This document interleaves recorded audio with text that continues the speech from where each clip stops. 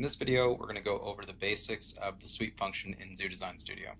So first off, sweep is taking a profile or a sketch and projecting it along a path.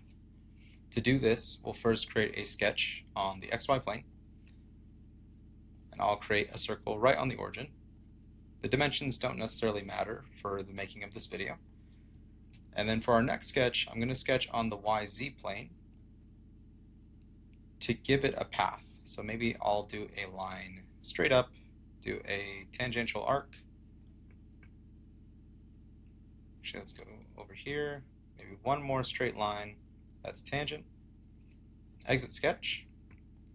So now I have my sketch, I have my path. Next, we're going to do a sweep. Select the profile,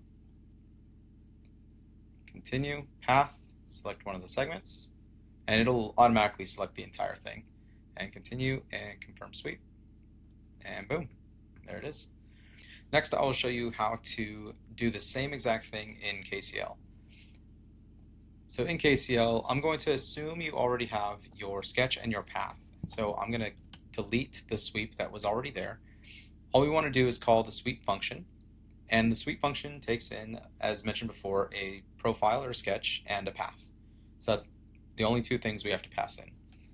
For this example, let me make it a little cleaner. This is our profile in this case, or our sketch, that we want to project onto the path. And then this is our path.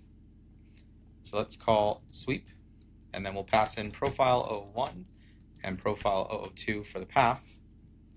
So this is saying what profile do you want to project and what path do you want to project it on. And there is your sweep. Thanks for watching.